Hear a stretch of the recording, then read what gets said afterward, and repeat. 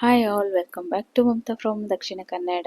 ಇನ್ನು ಯಾರು ನನ್ನ ಚಾನಲ್ನ ಸಬ್ಸ್ಕ್ರೈಬ್ ಮಾಡಿಲ್ಲ, ಪ್ಲೀಸ್ ಸಬ್ಸ್ಕ್ರೈಬ್ ಮಾಡ್ಕೊಳ್ಳಿ. ಹಾಗೆ ನನ್ನ ಚಾನಲ್ಗೆ ಸಪೋರ್ಟ್ ಮಾಡಿ. ಆಲ್ಮೋಸ್ಟ್ 20 ಡೇಸ್ ಆಯ್ತಾ ಅನಿಸುತ್ತೆ ವೀಡಿಯೋಸ್ ಅಪ್ಲೋಡ್ ಮಾಡ್ತೇನೆ. ಸಮ್ ರೀಸನ್ಸ್ ಅಂದರೆ ಮಗನ ಎಕ್ಸಾಮ್ಸ್ ಬಂದಿತ್ತು, ಸೊ ಹಾಗಾಗಿ ನಾನು ನನ್ನ ಇದ್ರ ಕಡೆನೇ ಕಾನ್ಸಂಟ್ರೇಟ್ ಮಾಡಿದರೆ ಮಕ್ಕಳಿಗೆ ಓದ್ಸೋಕ್ಕಾಗಲ್ಲ ಅಂತ ಹೇಳಿ ಸೊ ಮೊಬೈಲ್ನ ಸ್ವಲ್ಪ ಅವಾಯ್ಡ್ ಮಾಡ್ತಾ ಇದ್ದೆ. ಹಾಗಾಗಿ ವಿಡಿಯೋಸ್ ಅಪ್ಲೋಡ್ ಮಾಡೋದ್ ಕಡೆನೇ ಗಮನನೇ ಇರಲಿಲ್ಲ. ನಾನು ವಿಡಿಯೋ ಅಪ್ಲೋಡ್ ಮಾಡ್ತೀನಿ ಅಂತ ಹೇಳಿ ಒಂದು ಪೋಸ್ಟ್ನ ಅಪ್ಲೋಡ್ ಮಾಡಿದ್ದೆ. ನಾನು ಸೀಮಂತದ್ದು ಬೈಕೆದು ಒಂದು ಫಂಕ್ಷನಿಂದೊಂದು ಹಾಕ್ತೀನಿ ಅಂತ ಹೇಳಿ. ಸೊ ನಾನು ಊರಿಗೆ ಹೋಗ್ತಾ ಇದ್ದೆ. ಹಾಗೆ ಅಲ್ಲಿ ಮಗಳು ಮಧ್ಯದಲ್ಲಿ ನಂಗೆ ತುಂಬಾ ಹಸಿವಾಗ್ತಿದೆ ಅಂತ ಹೇಳಿ ಹಠ ಮಾಡ್ತಾ ಇದ್ಲು. ಅಂದರೆ ನಾವು ಎಲ್ಲಿಗಾರು ಹೋಗ್ಬೇಕಂದ್ರೆ ಮಕ್ಕಳು ಹೆಚ್ಚಾಗಿ ಜಾಸ್ತಿ ತಿನ್ನೋದಿಲ್ಲ, ಹೊರಗಡೆ ಹೋಗ್ತೀವಲ್ಲ ಹೇಗಿದ್ರು ತಿನ್ಕೋತೀವಿ ಅಂತ ಹೇಳಿ. ಸೊ ಹಾಗಾಗಿ ಸ್ವಲ್ಪನೇ ತಿನ್ಕೊಂಡಿದ್ಲು ಅವಳು. ಅವ್ರು ಹಠ ಮಾಡೋದಿಂತಕ್ಕೆ ಅಂತ ಹೇಳಿದರೆ ಹೊರಗಡೆ ಹೋದರೆ ಈ ಥರ ಎಲ್ಲ ವೆರೈಟೀಸ್ ತಿನ್ಬೋದಲ್ಲ ಅಂತ ಹೇಳಿ. ಸೊ ಹಾಗಾಗಿ ಸಮೋಸ ಮತ್ತು ಐಸ್ ಕ್ರೀಮ್ ಅಷ್ಟೇ ತಿಂದದ್ದು ಅವಳು. ಹಾಗಾಗಿ ನಾನು ಆನಿಯನ್ ದೋಸೆ ಆರ್ಡ್ರ್ ಮಾಡ್ಕೊಂಡಿದ್ದೆ. ಅದರಲ್ಲೇ ಸ್ವಲ್ಪ ಸ್ವಲ್ಪ ತಿನ್ನಿಸಿದವಳು ಮಧ್ಯದಲ್ಲಿ, ಇಲ್ಲಾಂದರೆ ಮತ್ತೆ ಪುನಃ ಹಶು ಅಂತ ಹೇಳ್ತಾರೆ ಅಂತ ಹೇಳಿ.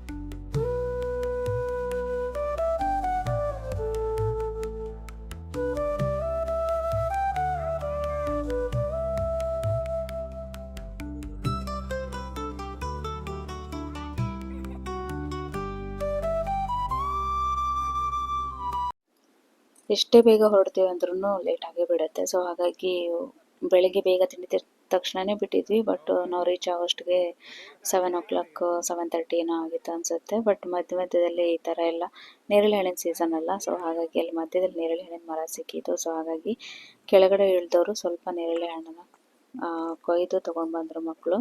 ತುಂಬ ಅಂದರೆ ತುಂಬ ಚೆನ್ನಾಗಿತ್ತು. ಈ ಸೀಸನಲ್ಲಿ ನಿಜ ಹೇಳಬೇಕಂದ್ರೆ ನಾನು ನೇರಳೆ ಹಣ್ಣು ತಿಂದಿರಲೇ ಇಲ್ಲ. ದಾರಿ ತಪ್ಪಿ ಬಂದದ್ದು ಕೊಡ್ತಾವಿಲ್ಲ ಅವು.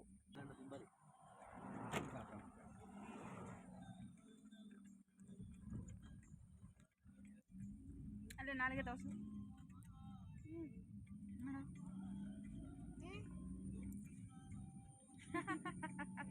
ಎಲ್ಲಿಂದ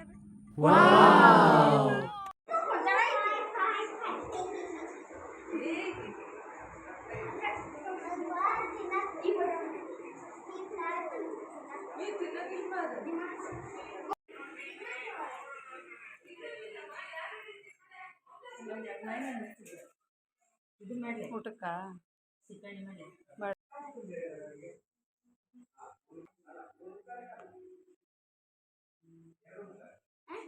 ಹಂಗೆ ಹಾಕೋದು ನೋಡಲ್ ಜೊತೆ ಹಾಕೋದು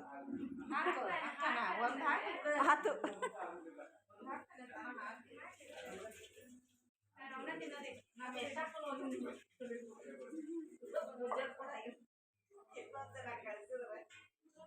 ತಿರ್ಗಿಸ್ಬೇಕೀಗ ಅದನ್ನ, ಬೇಗ ತಿರ್ಗಿಸ್ಬೇಕೀಗ ಅದನ್ನ.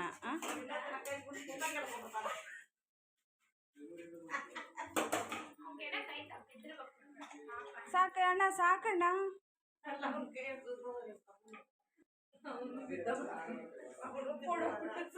ಯಾವಾಗ ಇವತ್ತ ಸಾಕು ಮಗನೆ, ಒಂದೇ ಸಾಕು. ತಿರುಗಿಸಿ ಇನ್ನೊಂದರ ತಿರುಗಿಸಿ ಬೇಯಿಸ್ಬೇಕು ಅದನ್ನ.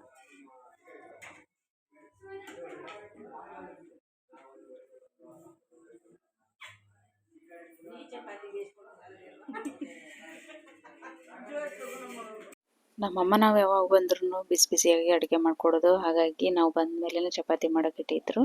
ಅವತ್ತು ಫಾದರ್ಸ್ ಡೇ ಇದ್ದಿದ್ದರಿಂದ ಸೊ ಅಪ್ಪನಿಗೂ ಮತ್ತು ಇವರಿಗೂ ಕೇಕ್ ಕೇಕ್ ಕಟ್ ಮಾಡಿಸೋಣ ಅಂತ ಹೇಳಿ ಕೇಕ್ ತೊಗೊಂಬಂದಿದ್ರು. ಸೊ ಅದನ್ನು ಕೂಡ ಸೆಲೆಬ್ರೇಟ್ ಮಾಡಿ ಮತ್ತು ಊಟ ಮಾಡಿ ಮಲಗಿದ್ವಿ. ಇದೆಲ್ಲ ಪ್ಲ್ಯಾನ್ ಮಾಡೋಕ್ಕೆ ಆಗೋದಿಲ್ಲ, ನನಗೆ ಅದೇ ಟೈಮಲ್ಲಿ ಹೋಗಬೇಕು ಅಂದರೆ ಆಗೋದಿಲ್ಲ. ಬಟ್ ಇವಾಗ ಏನಾಗ್ತಿದೆ ಗೊತ್ತಿಲ್ಲ, ಬಟ್ ಯಾವಾಗ ನಾನು ಹೋಗಿರೋವಾಗ್ಲೂ ಒಂದೊಂದು ಸೆಲೆಬ್ರೇಷನ್ ಇದ್ದೇ ಇರುತ್ತೆ. ಬಟ್ ತುಂಬಾ ಖುಷಿ ಆಗುತ್ತೆ, ಬಟ್ ಮಿಸ್ ಮಾಡಿಕೊಂಡೆ ಅಂತ ಆಗೋದೇ ಇಲ್ಲ.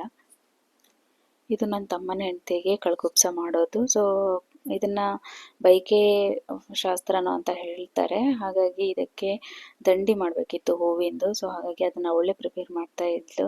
ಈ ಥರ ಮಾಡ್ತಾರಂತ ನಂಗೆ ಗೊತ್ತಿರಲಿಲ್ಲ. ಇದೇನು ನಾವು ಅಕ್ಕಿ ಕೇರ್ತೇವಲ್ಲ, ಸೊ ಅದರಲ್ಲಿ ಇದನ್ನು ಇಟ್ಕೊಂಡು ಅವಳು ದಂಡಿ ಮಾಡ್ತಾ ಇದ್ಲು. ನನಗೂ ಅಮ್ಮ ಬಂದು ಮಾಡಿದ್ದಾರೆ, ಬಟ್ ನಂಗೆ ಅದು ಹಾಕಿದ್ದು ನೆನಪಿಲ್ಲ ದಂಡಿನ.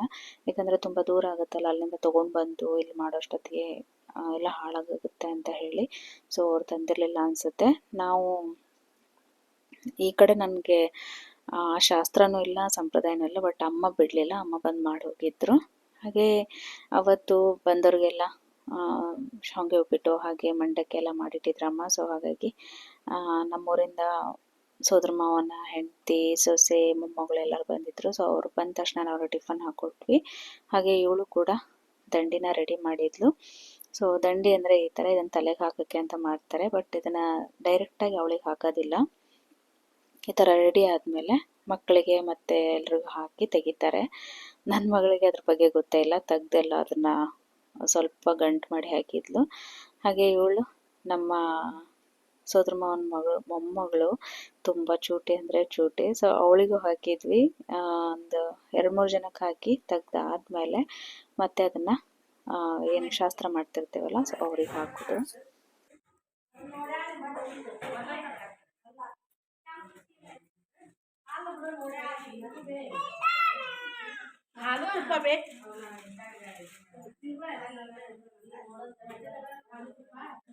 ಗೌರಕ್ಕ ಕುಂದ್ರ ಬಾ.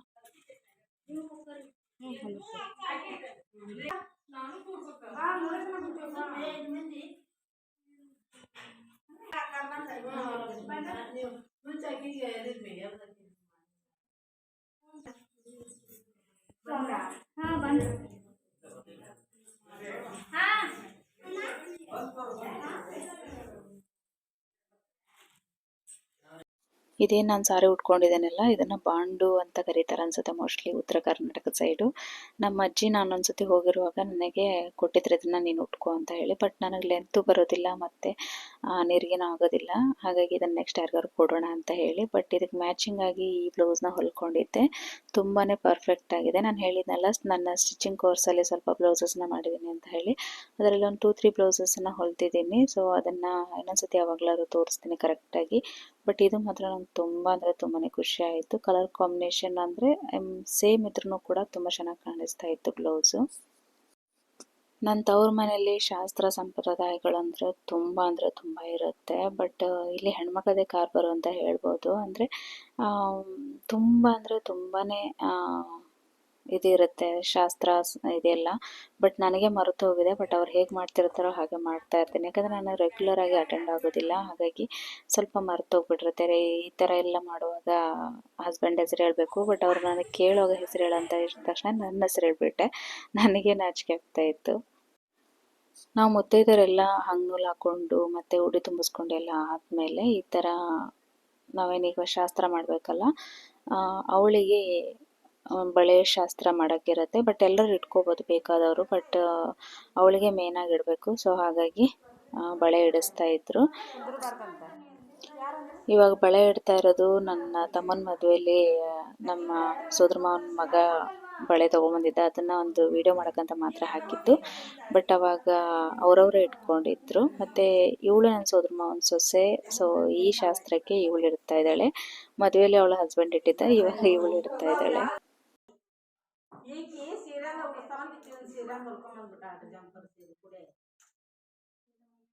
ದೊಡ್ಡ ನೋಡಿ ಸೀರಾನ್ ಹೊಲಿಸಿ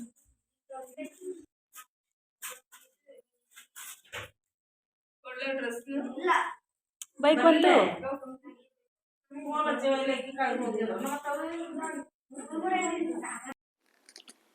ಇದೆಲ್ಲ ಬಳೆ ಶಾಸ್ತ್ರ ಎಲ್ಲ ಆದಮೇಲೆ ಮಿಕ್ದವ್ರು ಇಟ್ಕೊಳ್ಳೋರು ಬಳೆ ಇಟ್ಕೋತಾ ಇದ್ರು. ಹಾಗೆ ಇಲ್ಲಿ ಸ್ವಾಮಿಗಳಿಗೆ ಏನು ಗದ್ದಿಗೆ ಹಾಕೋದು ಅಂತ ಹೇಳಿ. ಸೊ ಇದನ್ನು ಹಾಕ್ತಾ ಇದ್ರು. ಅದನ್ನು ಪೂಜೆ ಮಾಡಿ ಆದಮೇಲೆ ಅಲ್ಲಿ ಸ್ವಾಮಿಗಳು ಬಂದಿರ್ತಾರಲ್ಲ, ಸೊ ಅವರನ್ನು ಕೂರಿಸ್ತಾರೆ. ಅವ್ರು ಕೂತಾದ್ಮೇಲೆ ಅವ್ರ ಪಾದ ಪೂಜೆ ಮಾಡಿ, ಹಾಗೆ ಅವರು ಇವಳಿಗೆ ಉಡಿ ಶಾಸ್ತ್ರ ಮಾಡೋದು.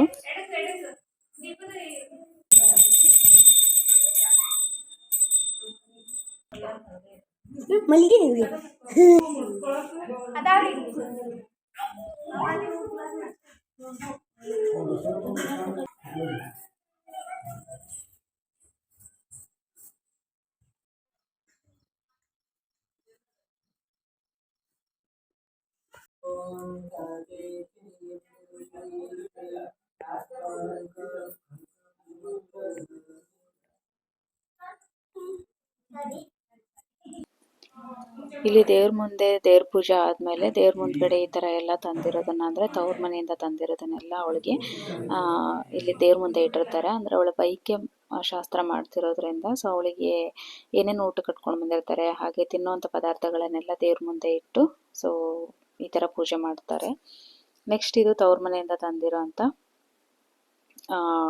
ಏನು ಉಡಿ ತುಂಬಿಸ್ತಾರಲ್ಲ, ಸೊ ಅದು ಫಸ್ಟಿಗೆ ತುಂಬಿಸುವಾಗ 2 ಕಾಯಿ ಮತ್ತು ಒಂದು ಬಾಳೆಹಣ್ಣಿನ ಬೆಸ್ತಣಿಗೆ ಅಂತ ಹೇಳ್ತಾರೆ, ಸೊ ಅದನ್ನು ಇಟ್ಟು ದಂಡಿ ಹಾಕಿ ಮತ್ತು ಅವಳಿಗೆ ಆರತಿ ಎಲ್ಲ ಮಾಡ್ತಾರೆ.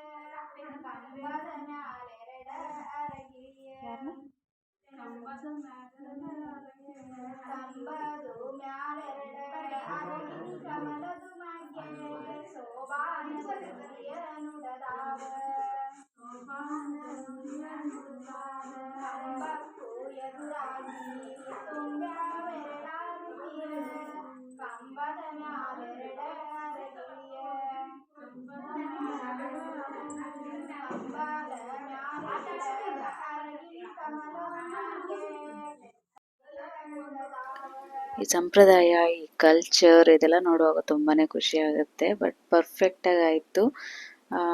ಮತ್ತೆ ಲಾಸ್ಟ್ ಅಲ್ಲಿ ಇನ್ನು ಯಾರು ಹಾಡು ಹೇಳೋರು ಅಂತ ಆಯ್ತು. ಮತ್ತೆ ಹಾಗಾಗಿ ಅವರ ತವ್ರ ಮನೆಯಿಂದ ಬಂದಿರೋ ಆಂಟಿರೇ, ಸೊ ಅವರೇ ಹೇಳಿದ್ರು. ಯಾಕಂತಂದ್ರೆ ನಮ್ಮಲ್ಲಿ ಯಾರಿಗೂ ಬರ್ತಾ ಇರಲಿಲ್ಲ. ಸೊ ಹಾಗಾಗಿ ಇವರು ಸುಜಾತ ಅಂತ ಹೇಳಿ ಲೇಟ್ ಕಮರ್, ಹುಬ್ಬಳ್ಳಿಯಿಂದ ಬಂದ್ರು. ಸ್ವಲ್ಪ ಲೇಟ್ ಆಯ್ತು ಅವ್ರು ಬರೋವಾಗ್ಲೇನೆ. ಅವ್ರು ಬರೋವರೆಗೂ ವೇಟ್ ಮಾಡಿ, ಸೊ ಅವ್ರದ್ದು ಲಾಸ್ಟ್ ಆರತಿ ಮಾಡಿ ಮತ್ತೆ ಅವಳನ್ನ ಇಳಿಸಿದ್ರು. ಇಲ್ಲೆಲ್ಲರೂ ಲಾಸ್ಟಲ್ಲಿ ಇವಾಗ ಊಟ ಏನೇನು ತಂದಿದ್ರಲ್ಲ, ಸೊ ಅದನ್ನೆಲ್ಲ ಒಂದೊಂದು ಬಟ್ಲಲ್ಲಿ ಹಾಕಿಡ್ತಾರೆ. ಒಂದು 20-25 ಬಟ್ಲಲ್ಲಿ ಹಾಕಿದ್ರು.